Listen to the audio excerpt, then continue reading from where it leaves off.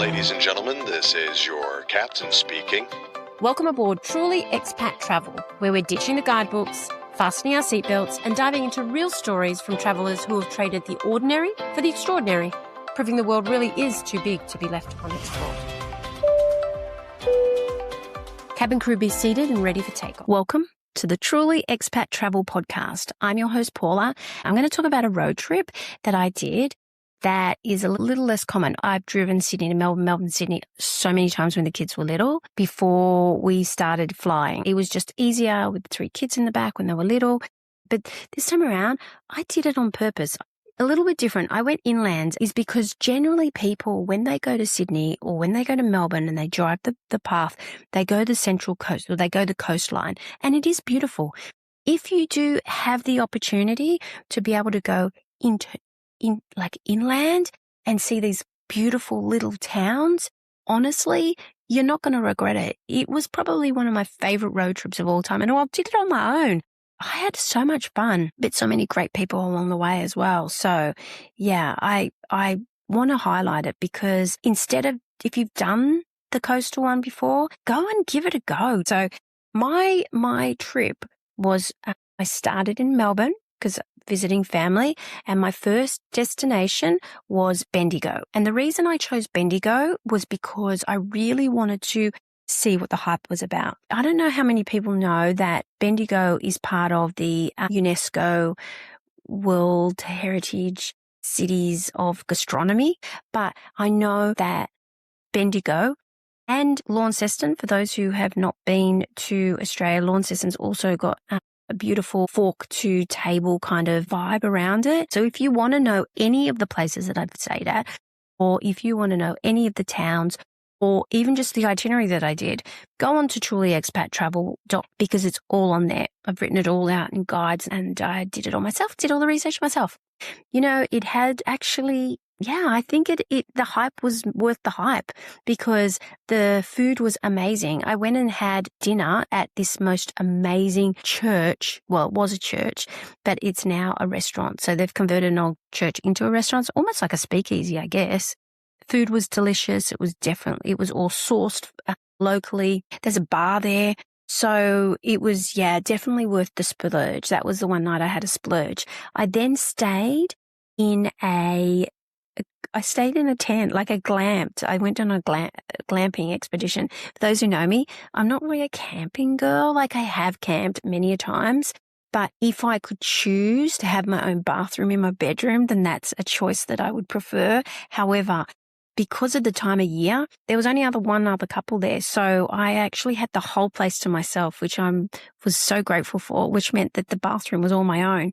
It was a little bit cold in the bathroom and getting out but can I just tell you, the room or the tent itself was so warm. I had a heater in there, had a bed in there, like a proper bed. It was so lovely. And in the morning, I woke up, it was misty, it was cold, and I woke up to the winery. It was so pretty. And when I overlooked, there's all these kangaroos jumping along and the sun was starting to rise. I'm a very early morning person. So for me, it was spectacular. I just enjoyed every little bit of it. Went and had a shower, and I just, sat and had a coffee on the little porch. And I also had a tasting at the winery because I was told that there was a particular type of wine that I tried and it was lovely and brought it home. I also, when I went into town, it's an old mining town. So for those who know much about the gold rush in Australia, it was a lot of Chinese migrants came in. So there's quite a few Chinese restaurants. There is also lots of pottery places. So if you like pottery and you want to do pottery, that's a place to go to. So we went weaving around the city, town, and it told us all about the history of the town. And you know what one of them was? I know for the people that aren't Australian and won't understand this, but so Myer, we have a department store called Myer. It's kind of like Marks and Spencer's or, Macy's. And it is, the very first one was there in Bendigo. It's still there. It's still standing. I found that was really cool. So after I did that, I then went on a tour of the mine. I've been to Cooper Pedy and I've been to Sri Lanka and Actually, I've been a couple of places in mines, but I've never actually been deep down in the mine. So they take you all the way down and show you exactly how mining was back in the day and all the stuff they did by hand and how hard it would have been. So that was interesting. So I went and did that. For those, especially if you've got kids, actually, if you've got kids, it's a really interesting way for them to learn about the history of that area. So yeah, after the gold rush, unfortunately, everyone left, but it is a beautiful town, country town. It's a big country town. The next thing I did was, so why Glenrowan? It's because it's a tiny, tiny town. And we had, for those who know anything about Australian history, there was a guy by the name who was a bandit, whose name was Ned Kelly. So that is where he was caught and eventually taken to Melbourne prison. I think it was Melbourne prison and hung. But that is where he last had, his last hurrah. So it's decked out. The whole town is decked out for the history of Ned Kelly. And so, his old home, the old saloon, which isn't there anymore, but there's a whole, even the whole siege itself is all staged. So it's a really interesting place to stop. The thing about the country towns, there's so many areas where you can go and do bushwalks and stuff. So that was interesting. There's not that many places to eat. You can stay there overnight if you wish to, but I kept going. I would have, to be fair, I probably would have, and then dragged kind of the experience a little bit longer because I feel like I may have rushed it just a little bit because I wanted to go see my niece and spend a few days in Canberra with her. So I kind of rushed the experience. But if I had more time, I definitely would have stayed a night in. Stay with us. We'll be right back. Hey, before we get back to the episode, I want to tell you about something I'm genuinely so excited about. I'm leading a women's only group to Taiwan this year, and I have just 2 spots left. It's called Taiwan Unbound, Temples, Peaks and Island Wonders, and it's exactly what it sounds like. 10 days, just us women, exploring one of Asia's most underrated destinations. And this one's a little personal for me. Taiwan was the first place I ever lived in Asia. It holds a very special place in my heart. And I'll be celebrating a birthday while I'm there, so this trip is going to be something worth making. We're talking 4 nights in Taipei, visiting the iconic Taipei 101, wandering through a historic old gold rush town, and releasing sky lanterns at a traditional lantern village. Then we head down south, a cruise on Sun Moon Lake, the vibrant port city of Kaohsiung, a Love River sunset cruise, and the wild, dramatic East Coast. Daily breakfasts, daily breakfasts and airport transfers are included. It's all mapped out, and so you just have to show up and enjoy the trip. This trip is designed for women over 50 who are done waiting for the right time to travel. The time is right now. Taiwan is extraordinary. The group will be incredible, and I'll be there right with you celebrating. But 2 spots only, and the deposit deadline is the end of July. So if this is your calling, don't sit on it. The link is in the show notes. Go have a look, and if you have any questions, reach out. You know where to find me. Okay, back to the show. Glenrowan. And then from there, I went and had something to eat at the bakery, and then from there I headed to Albury. But what I did do was in Albury, I stayed at the most beautiful old bank. It was once a bank. It's converted into a hotel, and the hotel is like an art gallery. It is just absolutely beautiful. Every room. So he showed me around the hotel, and every room is different, and every room is so pretty, and it's got lots of artwork, and every room has a different theme to it.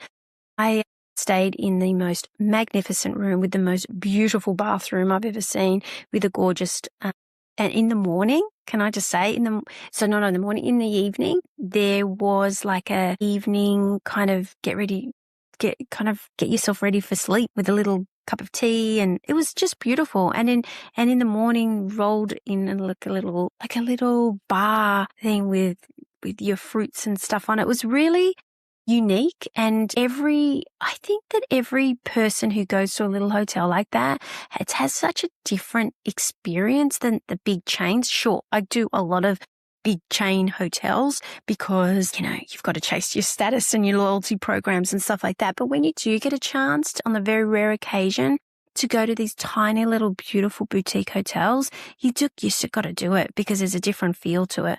So yeah, my whole experience there was lovely. I then went, so down the road, there is actually an app you can use, or there is some like signages everywhere where you can do like a heritage walk down the street, which was lovely. I did that. I then went to the library. There's like a library museum. So if you're interested in history, especially like there was a lot of sports history and a lot of history about the area, that's a really cool museum. It's unexpected. And then from there, I went to the Botanical Gardens. Then I went for a walk along the Murray River. Murray River is quite a big, famous river that we have here in New South Wales and Victoria. So the thing about our Albury, Wodonga is the Victorian side. It's the border of New South Wales and Victoria. So that is also, we used to always stop there and have the most magnificent breakfast when the kids were little.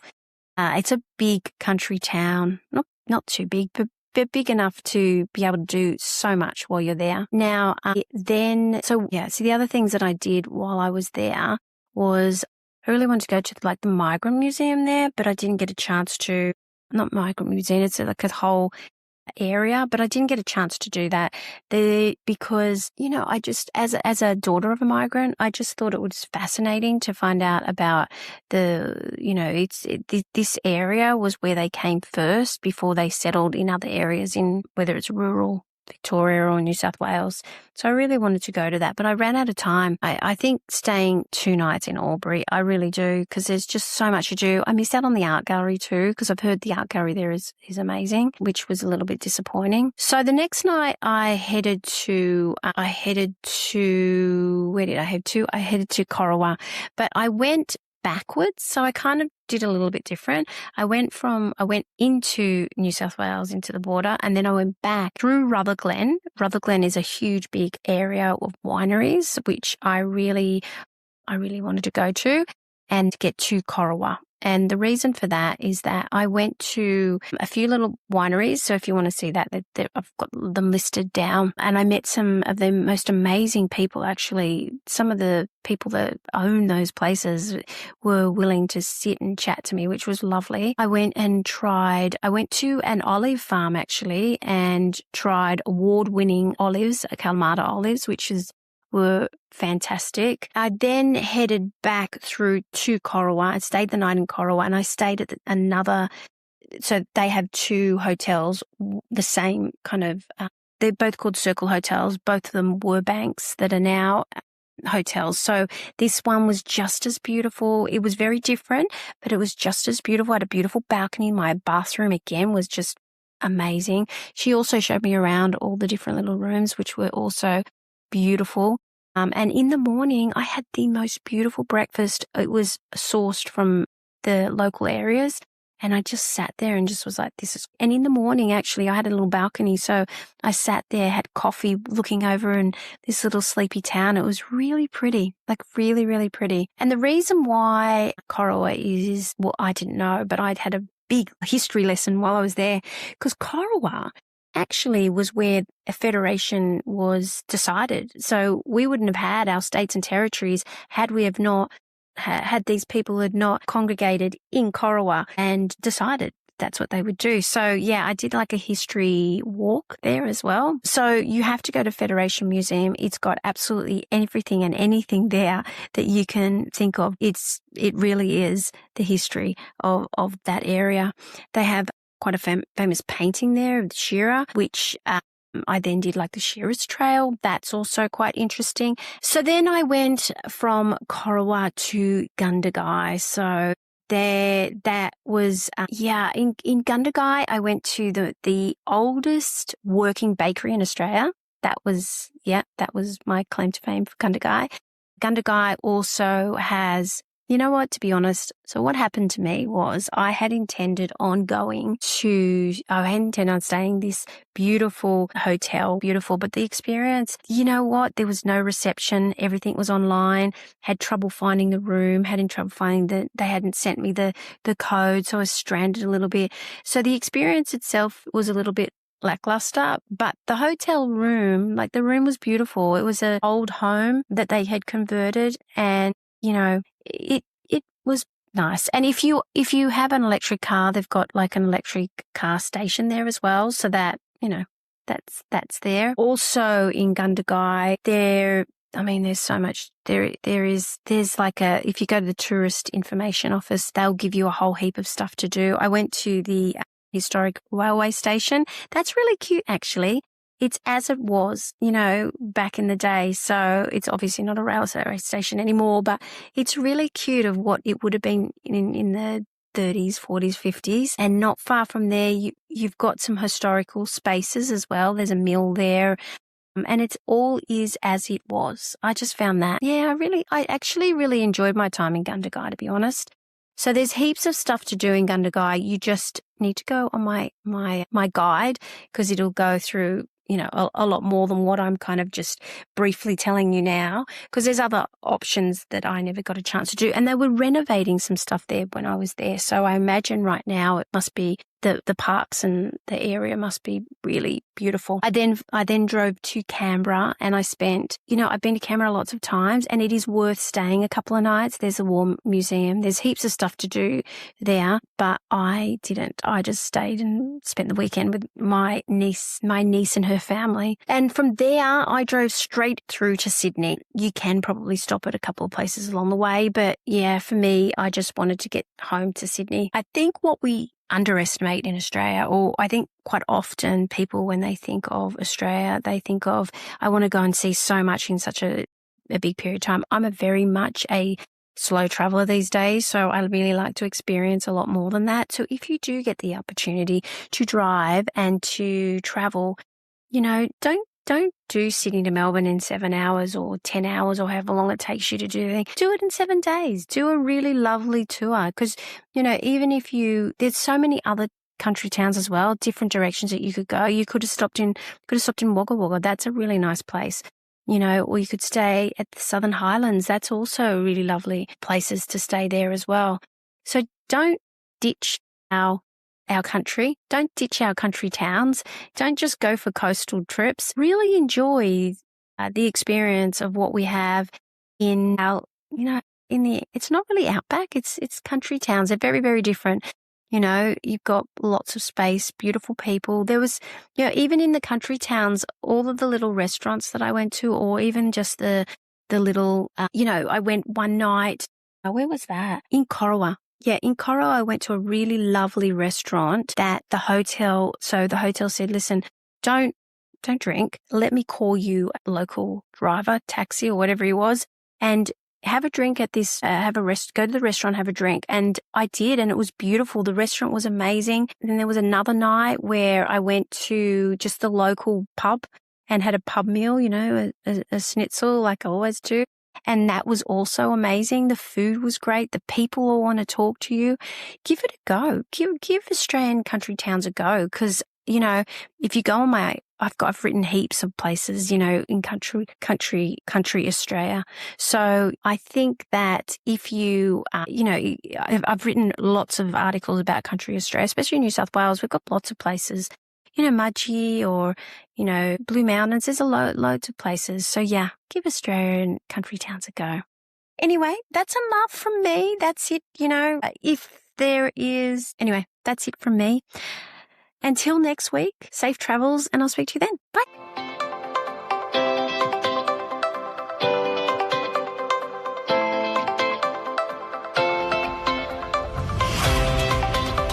Hey, it's Paula here.